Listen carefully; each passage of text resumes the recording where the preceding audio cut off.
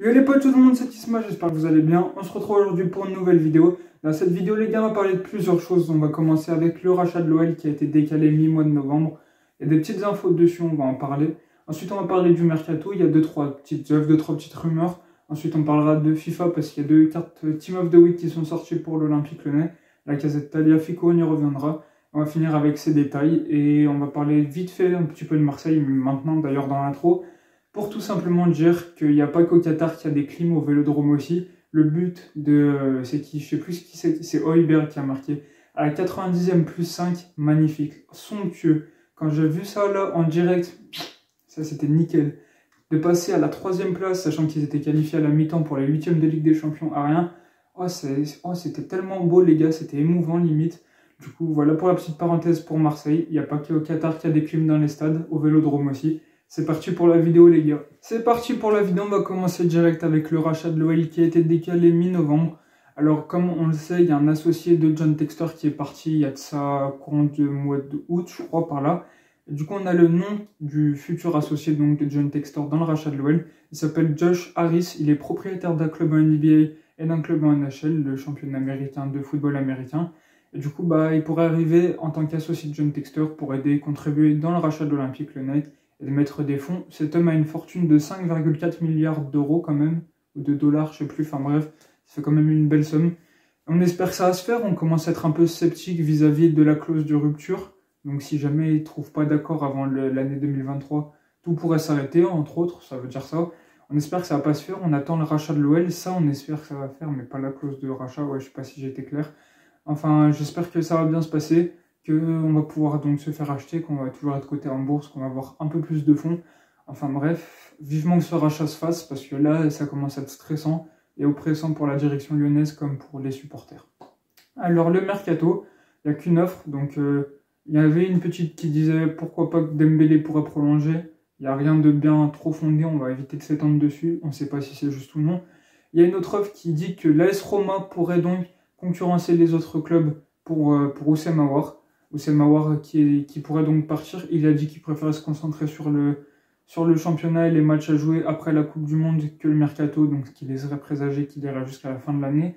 Mais en tout cas, l'AS Roma envisagerait de payer 5 millions d'euros en janvier pour avoir Houssem Aouar, pour ensuite nous le prêter pour finir l'année ou non, ça je sais pas. Mais en tout cas, il voudrait payer 5 millions d'euros pour pouvoir s'arracher Houssem Aouar avant que les autres clubs anglais, comme Arsenal, fut un temps, mais là ils sont plus dessus, comme des clubs espagnols, enfin bref, il y a un peu de monde, sachant qu'il est libre l'été prochain. Ça fait un peu chier de dire qu'on va se toucher que 5 millions d'euros alors qu'on aurait pu en toucher 30 de plus, voire 35 de plus. Il y a de ça 2-3 ans, c'était l'année où Arsenal était dessus. Il y avait facile entre 30 et 40-45 millions d'euros, minimum franchement. Fallait le vendre à ce moment-là parce que là, il n'est pas très performant. Après, il n'a pas de rythme et ça va venir au fil des matchs. Laurent Blanc lui fait confiance. On a vu comme à Jérôme Boateng, il l'a réintégré dans le groupe. Ça fait plaisir pour lui. Et il n'est pas si mauvais que ça. Il a une bonne qualité technique. Ça va pas trop changer. Même s'il faut qu'il ait du rythme. Et ça, c'est le plus important. Du coup, ça fait un peu chier de se dire qu'il pourrait partir pour 5 millions au lieu de 35. Mais c'est mieux que rien. C'est ce qu'il faut se dire. Du coup, voilà pour Houssem Aouar. Dites-moi si vous voulez qu'il parte en commentaire ou non. Et ensuite, j'avais vu une petite dernière offre, c'est que Tété, qui ne fait pas partie des plans de Laurent Blanc, on l'a vu, du moins avant la Coupe du Monde, il n'a pas fait grand-chose, il n'a pas joué, il a joué que 5 minutes en fin de match et il ne pourrait pas jouer pendant l'Olympico ce soir contre Marseille. On y reviendra un peu plus tard sur quelques détails de l'Olympico. Du coup, malheureusement, il pourrait partir, et directement cet hiver, j'ai vu ça. Des clubs anglais sont intéressés, tels que West Ham, Burnley, je crois, et Leicester et Southampton, je crois. Ces 4 clubs sont intéressés, et du coup, le Shakhtar voudrait casser le prêt pour le vendre cet hiver, avant qu'il rompe son contrat l'été prochain, où il sera libre aussi pour s'engager à l'Olympique Lyonnais. Du moins, c'est ce qui était prévu. C'est ce qu'il a dit, il voudrait s'engager à Lyon, ils font tout pour prolonger. Je pense que ça n'a pas trop bougé, mais en tout cas, si le Shakhtar venait à casser le prêt, il faudrait qu'il nous donne de l'argent. Ça se fait pas comme ça, casser un prêt, et du coup, voilà, en tout cas, j'espère que Tété va revenir. C'est un joker de luxe pour le moment. Pourquoi pas devenir titulaire au fil des matchs si le système de Laurent Blanc change, parce qu'en 3-5-2, on n'a pas de véritable ailier, qui est le poste de Matheus Tété. Malheureusement, ça n'exploite pas bien ses qualités. En tout cas, il ne peut pas faire partie des deux devant. En tout cas, s'il venait à changer son poste, changer son dispositif, Laurent Blanc, pourquoi pas par évoluer cet été. En tout cas, il a des qualités. Genre, du coup, voilà pour le mercato. On va finir la première partie de la vidéo avec les Team of the Week. La Team of the Week 6, qui est plus disponible la semaine dernière, je crois. Lacazette avait une note de 84. Une jolie carte qui avait récompensé ses matchs. Et Tagliafico, la Team of the Week de cette semaine, la Team of the Week 7, a une carte aussi de 84 qui récompense tous ses matchs parce qu'il fait un début de championnat énorme. Nicolas Tagliafico, il ne déçoit jamais, franchement, il est super bon. Il a fait la passe décisive pour Lacazette contre le LOSC, on a gagné 1-0, sachant qu'il y avait plus de 50 000 supporters, le stade était à guichet fermé, le Groupama Stadium, pour le match contre le LOSC, ça faisait plaisir. Du coup, on va passer à la seconde partie de la vidéo avec notamment le match contre Marseille. C'est parti les gars. Pour la seconde partie de la vidéo, on va parler beaucoup de l'Olympico. Et juste avant, une petite info sur Jérôme Boateng qui assistait donc à son procès. Ah, ça commence les problèmes. On va faire la vidéo avec, c'est un petit truc, si jamais ça tombe plus, j'y remettrai. Du coup, on va parler donc de Jérôme Boateng qui assistait à son procès cette semaine, même mercredi je crois, pour son procès pour violence conjugale envers son ex-femme, je crois. Il a écopé d'une belle amende de 1,2 million d'euros. Ça lui fera du bien, j'ai pas envie de m'étendre sur le sujet de la justice parce que vous savez ce que j'en pense, c'est vraiment pas bien qu'il ait fait ça. Je pense même que l'OL devrait le boycotter, l'OL devrait prendre des mesures. Est-ce qu'ils vont le faire maintenant? Je sais pas, vous pouvez me dire en commentaire votre avis là-dessus.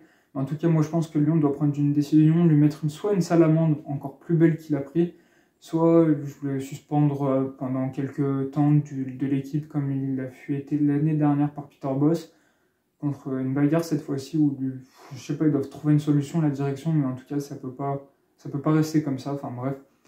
On va parler de sujets plus gais, on va parler de l'Olympico de ce soir, pour moi c'est demain soir. Et du coup, ce sera François Le Texier à l'arbitre, un arbitre correct on va dire. C'est pas Clément Turpin, et heureusement, parce que sinon ça l'aurait pas fait, on aurait perdu d'avance. Comme ce fut le cas avec le Paris Saint-Germain, on s'en souvient tous. Du Mal Augusto qui tacle même pas, mais qui se fait siffler un tacle dans la surface sur Neymar, alors que Neymar tire le maillot de Mal Augusto, que la faute devrait être pour nous. Finalement, il y a pénalty pour le PSG, il marque et il gagne. Ou ils font match nul, je sais plus trop. Enfin bref, donc je vous laisse m'étendre sur les conditions de déplacement de Marseille-Lyon et surtout des supporters. Enfin, les supporters lyonnais peuvent aller au Vélodrome. Depuis combien de temps ça s'était pas arrivé? Depuis quasiment 5, 7, 10 ans, je sais pas. Ah, au point on en est. Je sais pas depuis combien de temps on pouvait pas se déplacer à Marseille, mais là, enfin, la Ligue a validé le déplacement des Lyonnais. Pas beaucoup. Il y a 3400 places dans le parcage marseillais des visiteurs. Lyon a le droit à 200 ou 400 places, je sais plus exactement. Mais donc, vraiment pas beaucoup pour éviter tous les problèmes. Donc, il faudrait un déplacement en bus, escorté de Lyon jusqu'à Marseille. Donc, vraiment escorter tout le trajet pour éviter les caillassements, tout ça. Ensuite, arriver au Vélodrome 4 heures avant le début du match. Ça fait un bon petit moment à attendre l'arrivée des joueurs pour éviter tout problème. Donc, ces conditions de déplacement sont vraiment mauvaises pour un match. Même si on se dit que ça peut éviter des bastons qui sont à un risque très élevé, on va dire. S'il y aurait les Bad Guns et Lyon 1950 qui sont pas là, on va dire pourquoi tout de suite d'ailleurs. Et ça aurait pu vraiment dégénérer s'ils étaient là, mais bon, ils sont pas là. Ce seraient des supporters sûrement lambda, genre des fans comme vous et moi qui sont pas dans un abonnement ou qui sont pas des ultras, même si moi j'aimerais bien m'abonner et devenir un ultra plus tard. Enfin bref, c'est pas le sujet. En tout cas. Donc les Bad Guns et Lyon 1950 ne seront pas là. Lyon 1950 justement parce qu'ils ne veulent pas venir avec des conditions de déplacement aussi nulles, ils les condamnent fermement. Et donc ils décident de ne pas se manifester en bougeant leur cul de Lyon.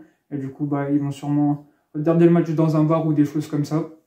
Et les Bad Guns c'est pour une raison tout autre. Avant de fêter leurs 35 ans contre Nice avec sûrement des tifos, des fumigènes, du moins c'est ce qu'on espère. D'ailleurs je serai au Groupama Stadium pour ce match-là. Je vous prendrai peut-être des images, on verra si j'y pense là-bas. En tout cas, je ne vloguerai pas.